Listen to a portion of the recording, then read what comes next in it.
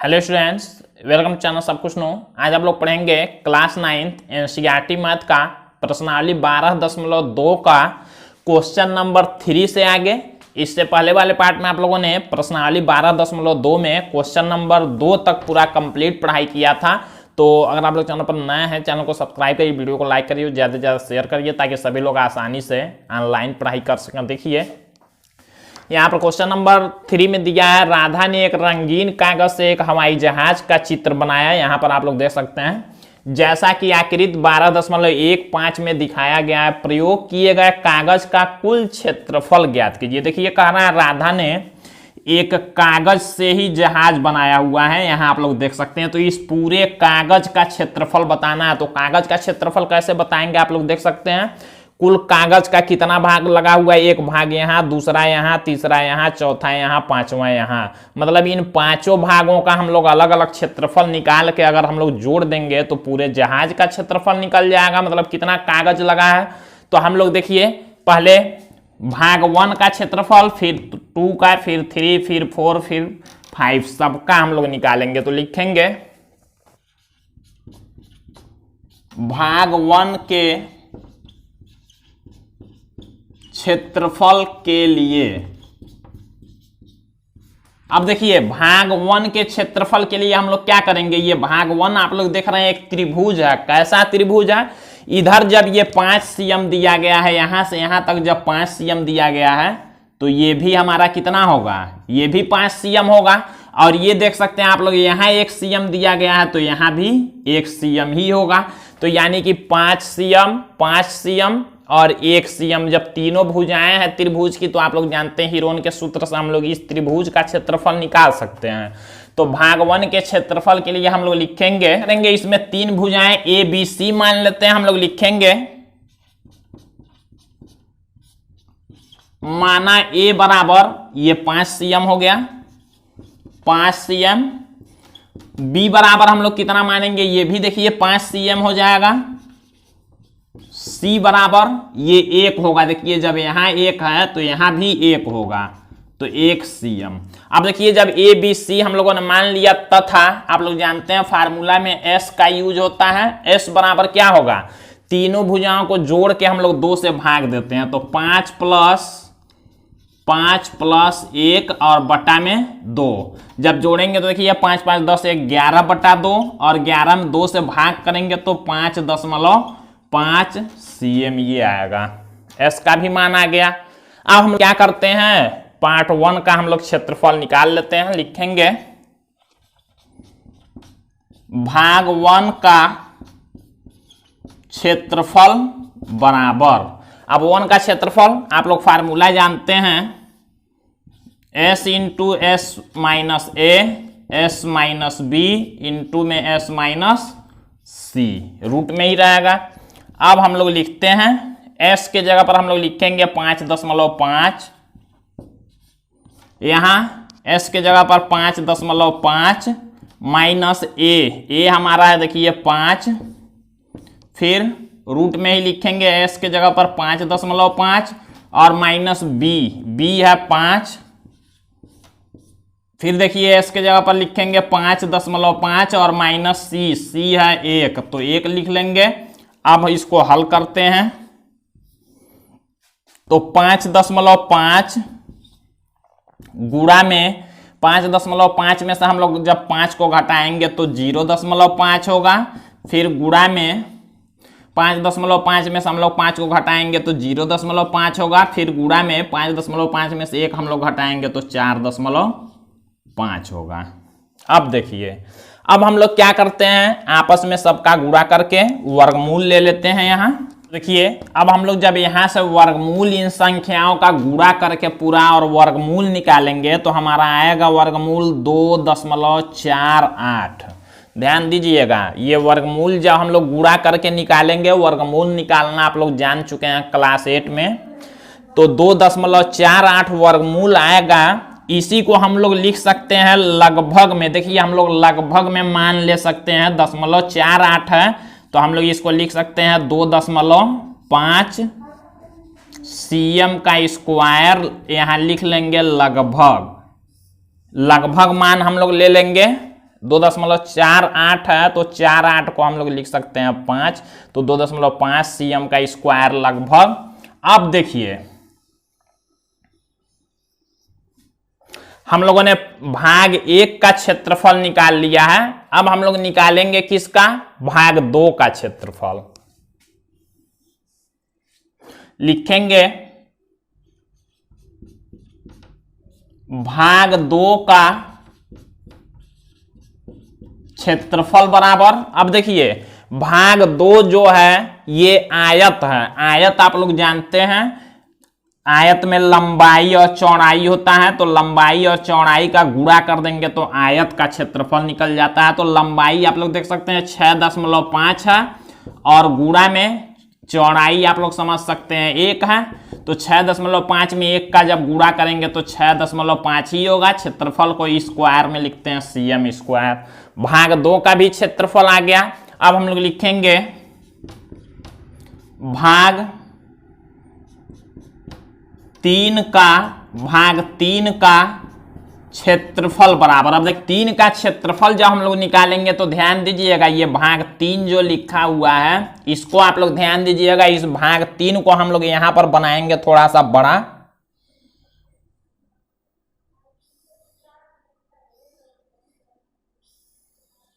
ऐसे भाग 3 दिया गया है, देख सकते हैं आप लोग। तो इसमें हम लोग कुछ रचना करेंगे, रचना ऐसे करेंगे हम लोग, ऐसे इसको 3 त्रिभुजों में बांट देंगे। देखिए 3 त्रिभुजों में हम लोग इस वाले को बांट रहे हैं भाग 3 को, यहां से यहां तक देखिए पूरा दे दिया गया है कितना, 2 cm आप लोग देख सकते हैं यहां दिया गया है, और ये दिया गया है 1 cm और ये भी दिया गया है 1 cm। तो जब हम लोग रचना कुछ इस तरह से करेंगे कि ये भी एक बीच में हम लोग रचना करेंगे तो ये भी 1 cm हो जाए और ये भी 1 cm हो जाए और ये भी क्या होगा 1 cm और ये भी 1 cm, यानी कि ये 3 हमको मिल जाएंगे क्या, समबाहु त्रिभुज जिसकी तीनों भुजाएं 1-1 cm की, यहाँ आप लोग देख सकते हैं। तो तीन जब समबाहु त्रिभुज मिल जाएंगे तो भाग 3 का क्षेत्रफल हम लोग क्या लिखेंगे, लिखेंगे 3 गुणा में समबाहु त्रिभुज का क्षेत्रफल।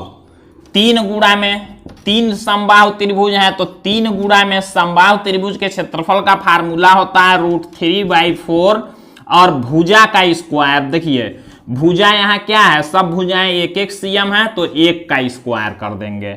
अब इसको सॉल्व करते हैं जब, तो 3 गुणा में √3 का हम लोग यहाँ मान रखते हैं। ये √3 का मान हम लोग रखेंगे 1.732 इसका मान होता है, और बटा में 4 गुणा में 1 का स्क्वायर मतलब 1 ही होगा। देखिए हम लोग जब इसका गुणा करके इससे भाग करेंगे तो आएगा 1.3 cm का स्क्वायर। ये आप लोग कर सकते हैं 1.3 सेंटीमीटर का, ऊपर वाला 1 में गुणा और 4 से जब आप लोग भाग करेंगे तो 1.3 cm का स्क्वायर आएगा। अगर कुछ कम आएगा तो आप लोग लगभग में मान रख सकते हैं। देखिए हमने भाग 3 का भी क्षेत्रफल निकाल लिया। अब हम लोग देखते हैं भाग 4 और भाग 5। तो देखिए भाग 5 और भाग 4 दोनों सेम है, एक बराबर में है, तो जितना इसका क्षेत्रफल होगा उतना ही इसका भी क्षेत्रफल होगा। हम लोग लिखेंगे भाग 4 का क्षेत्रफल बराबर, अब देखिए भाग 4 क्या है, ये है समकोण त्रिभुज जिसका फार्मूला होता है समकोण त्रिभुज का क्षेत्रफल 1/2 गुणा में आधार और एक होता है ऊंचाई। तो आधार ले सकते हैं 1.5 और ऊंचाई ले सकते हैं 6। तो ये हो जाएगा इस चौथे भाग का क्षेत्रफल। हम लोग इसका जब गुणा करेंगे 1 में और 2 से भाग करेंगे तो आएगा 4.5 cm का स्क्वायर। अब देखिए 4.5 cm का स्क्वायर जब भाग 4 का क्षेत्रफल आया तो भाग 5 का भी क्षेत्रफल सेम उतना ही आएगा।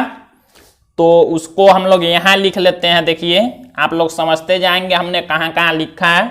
तो भाग 5 का क्षेत्रफल हम लोग लिख लेते हैं, भाग 5 का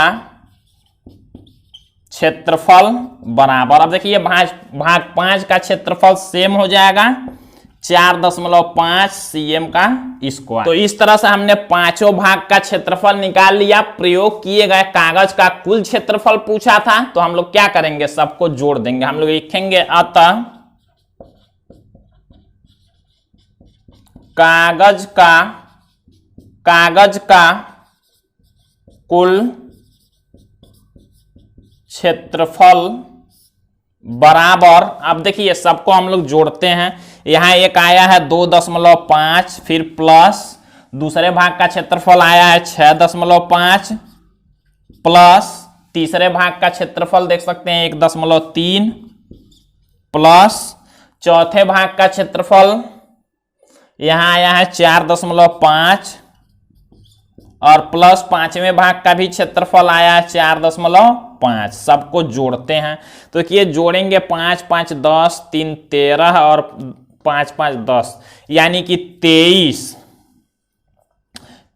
के लिए 3 लिखेंगे, हासिल आया 2, यहां लगाएंगे दशमलव। अब 2 और 4 6, 4 10 और 11 और 6 17 और 2 19, तो 19.3 cm का स्क्वायर। तो ये हमारा आंसर हो जाएगा। इस तरह से क्वेश्चन आप लोगों को सॉल्व करना है। अब ये जो वर्गमूल निकालने वाला है इसको आप लोग खुद से रफ पर चेक करेंगे, और हमने क्लास 8 वाले में, यूपी बोर्ड वाले में इसको पढ़ाया हुआ है, तो उसको आप लोग देख सकते हैं कि वर्गमूल दशमलव वाले संख्याओं का कैसे निकालते हैं। अब हम लोग क्वेश्चन नंबर 4 को देखते हैं। यहाँ पर क्वेश्चन नंबर 4 दिया है, एक त्रिभुज और एक समांतर चतुर्भुज का एक ही आधार है और क्षेत्रफल भी एक ही है। यदि त्रिभुज की भुजाएं 26 cm, 28 cm और 30 cm है, तथा समांतर चतुर्भुज 28 cm के आधार पर स्थित है, तो उसकी संगत ऊंचाई ज्ञात कीजिए। पहले हम लोग फिगर बनाते हैं। कह रहा है एक त्रिभुज और एक समांतर चतुर्भुज का आधार एक ही है, लेकिन कहा है क्या, यह त्रिभुज की भुजाएं इतना है और तथा समांतर चतुर्भुज 28 cm के आधार पर है, यानी कि फिगर कुछ इस तरह से रहेगा। ये मान लीजिए एक त्रिभुज हो गया जिसका आधार है 28 cm।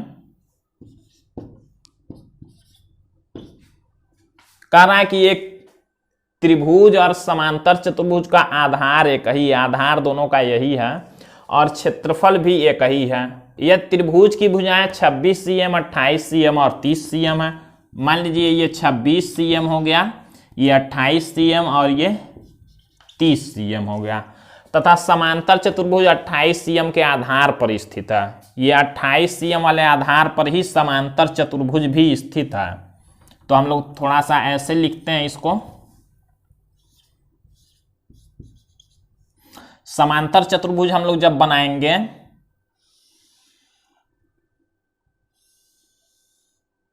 तो कुछ इस तरह से बना लेंगे।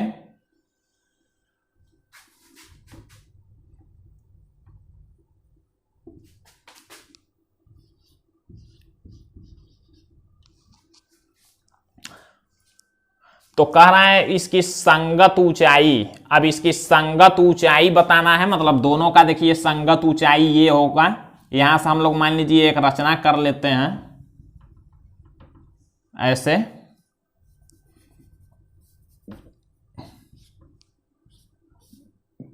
यहां तक दे दिया है 28 cm। इस तरह से फिगर बनेगा। इसमें बताना है यही ऊंचाई, जो ऊंचाई AP है ये कितना ऊंचा होगा। ऊंचाई हमेशा ये लंब होता है, यही ऊंचाई होता है। तो हम लोग लिखेंगे, देखिए लिखेंगे, माना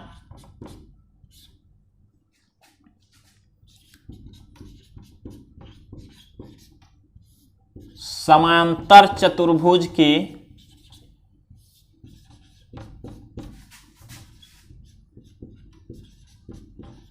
ऊंचाई को हमने माना है क्या, AP CM है। AP हम लोगों ने ऊंचाई मान लिया है समांतर चतुर्भुज का। फिगर इस तरह का होगा। आप देखिए हम लोग त्रिभुज का क्षेत्रफल निकालते हैं। त्रिभुज का क्षेत्रफल और समांतर चतुर्भुज का क्षेत्रफल दोनों बराबर है। कह रहा है इसमें देख लीजिए क्वेश्चन में दिया है क्षेत्रफल भी एक ही है। कह रहा है समांतर चतुर्भुज का एक ही आधार है और क्षेत्रफल भी एक ही है, त्रिभुज और चतुर्भुज दोनों का। तो हम लोग पहले निकालेंगे त्रिभुज का क्षेत्रफल। लिखेंगे तथा त्रिभुज ए बी सी में माना, हम लोगों ने मान लिया एक भुजा को ए बराबर मान लीजिए 26 cm, बी बराबर 28 cm और इसको मान लेते हैं सी बराबर 30 cm तथा एस बराबर हम लोग निकाल सकते हैं तीनों भुजाओं को जोड़ के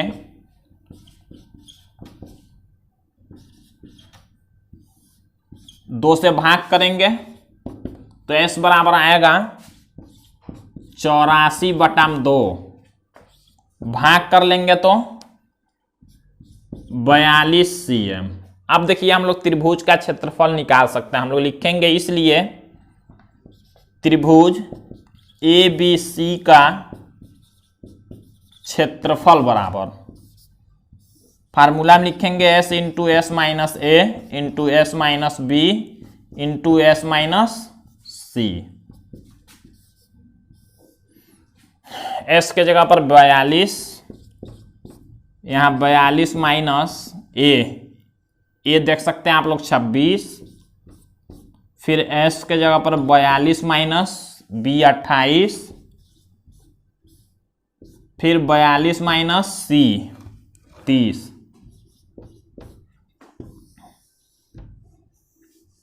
अब देखिए इसको सॉल्व करते हैं। 42 गुणा में 42 में 26 को घटाएंगे तो 16, फिर गुणा में 42 में से 28 को घटाएंगे तो 14, फिर गुणा में 42 में से 30 को घटाएंगे तो 12। अब हम लोग यहां से वर्गमूल निकाल लेते हैं। देखिए इसका वर्गमूल निकालने के लिए इसको छोटा करेंगे। 42 को हम लोग लिख सकते हैं 7 गुणा में 6, 16 को हम लोग लिख सकते हैं 4 गुणा में 4, 14 को हम लोग लिख सकते हैं 7 गुणा में 2 और गुणा में 12 को लिख सकते हैं 6 गुणा में 2। तो देखिए वर्गमूल जब हम लोग निकालते हैं 7 और 7 में से एक 7 निकल जाएगा बाहर, 6 और 6 में से एक 6 निकलेगा बाहर, 4 4 में से एक 4 और 2 2 में से एक 2। तो वर्गमूल पूरा निकल गया। हम लोग आपस में इसका गुणा कर लेंगे। गुणा करेंगे तो 336 cm का स्क्वायर। ये देखिए आ गया त्रिभुज का क्षेत्रफल। जबकि क्वेश्चन में दिया गया त्रिभुज और समांतर चतुर्भुज दोनों का क्षेत्रफल बराबर है। समांतर चतुर्भुज क्या होता है हम लोग लिखेंगे पुनः समांतर चतुर्भुज का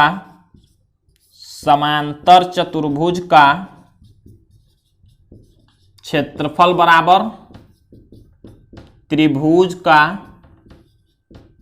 क्षेत्रफल, दोनों बराबर दिया गया। आप देखिए समांतर चतुर्भुज का क्षेत्रफल क्या होता है, आधार गुणा में ऊंचाई, आधार गुणा में ऊंचाई, और बराबर देखिए त्रिभुज का क्षेत्रफल हमने यहां निकाल लिया 336, तो 336 आधार है देखिए 28 और गुणा में ऊंचाई हमने एपी माना था तो हम लोग लिख लेंगे एपी बराबर 336। यहां लिख लेते हैं। हमको एपी का मान निकालना 28, इधर गुणा में इधर आएगा तो भाग में होगा। लिखेंगे एपी बराबर 336 बटा में 28, भाग कर लेंगे तो एपी बराबर हो जाएगा, ये कैंसिल हो जाएगा 12 बार में तो 12 cm, ये आंसर हो जाएगा। इसकी ऊंचाई आ जाएगी 12 cm। यहाँ हमको क्या करना है, समांतर चतुर्भुज का क्षेत्रफल बराबर त्रिभुज का क्षेत्रफल, क्योंकि क्वेश्चन में ही दिया दोनों क्षेत्रफल बराबर हैं। तो इस तरह से क्वेश्चन सॉल्व करना है। बाकी बचे हुए क्वेश्चन आप लोग अगले पार्ट में देखेंगे। तो आज के लिए बस इतना ही।